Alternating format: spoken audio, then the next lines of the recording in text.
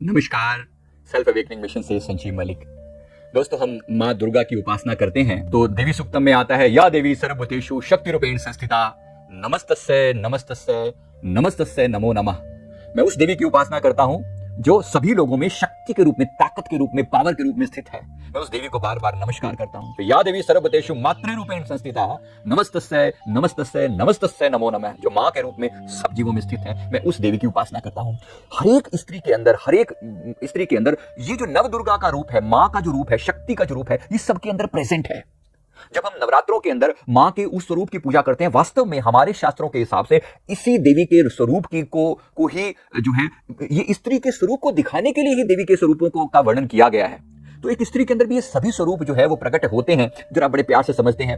क्योंकि याद रखिए, यत्र नार्यंत्र पूज्यन्ते रमन्ते तत्र देवता, जहां पर नारियों की पूजा होती है वहां पर देवता वास करते हैं, वहां पर हम नव दुर्गा की पूजा करते हैं। तो समझिए कि हमारे ही जीवन में जो स्त्रियां हमारे पास, हमारे चारों तरफ हैं, चाहे वो बेटी के रूप में है, चाहे वो बहन के रूप में है, चाहे वो पत्नी के रूप में है, चाहे वो माँ के रूप में है, उनका सम्मान करना, उनको नवदुर्गा के रूप में देखना, जरा उस रूप में देखना, और फिर जानना कि किस तरीके से परमात्मा ने हमें, हमारे शास्त्रों ने हमें यह प्रोविजन दिया है कि हम उन परमात्मा नारी का सम्मान कर पाए उस रूप में।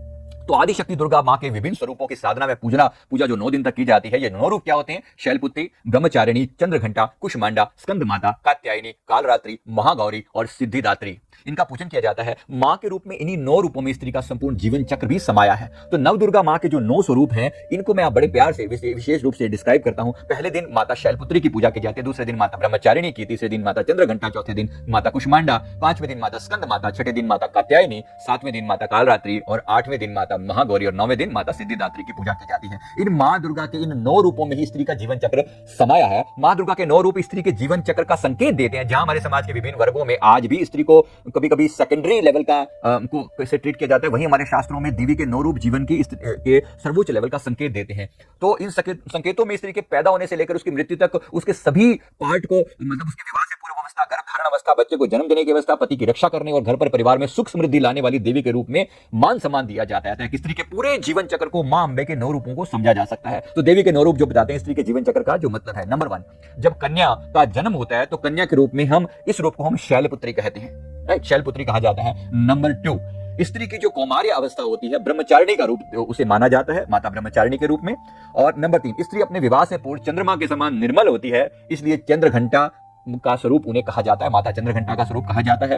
याद रखिए, हर एक चीज के अंदर जो सम्मान दिया है, ये सम्मान कितना ऊंचा है। मैं नमस्कार करता हूं एक बार अपने धर्म की स्थापना करने वाले, सनातन धर्म की स्थापना करने वाले उन महापुरुषों को जिन्होंने इतना दर्जा ऊंचा दिया कि एक स्त्री को अलग अलग रूपों को मां के रूप से कंपेयर कर रहे हैं। तो स्त्री अपने विवाह से पूर्ण चंद्रमा के समान निर्मल होने के कारण चंद्रघंटा। और नंबर 4, नए जीव को जन्म देने के लिए गर्भ धारण करने पर माता कुष्मांडा स्वरूप में होती है, राइट? नंबर 5, संतान को जन्म देने पर यह स्त्री स्कंद माता कहलाने लगती है, माता स्कंद माता। नंबर 6, संयम और साधना को धारण करने वाली स्त्री कात्यायनी, माता कात्यायनी का रूप होती है।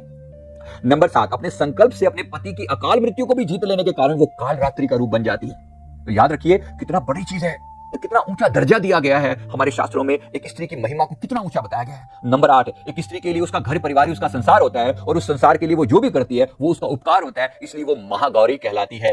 नंबर 9, धरती को छोड़कर स्वर्ग पलायन करने से पहले संसार में अपनी संतान को सिद्धि अर्थात समस्त सुख संपदा का आशीर्वाद देने वाली माता सिद्धिदात्री कही जाती है। मतलब एक स्त्री के समस्त रूपों को कहा कि यही माता के अलग अलग स्वरूप हैं, इसलिए अपने घर में जो देवी मौजूद है पहले उसका सम्मान करना सीखना, साथ ही माता का उस रूप में भी सम्मान करना। लेकिन अपने घर की स्त्रियों का सम्मान किए बगैर वो प्रसन्न नहीं होंगे, ये बात समझ लेना।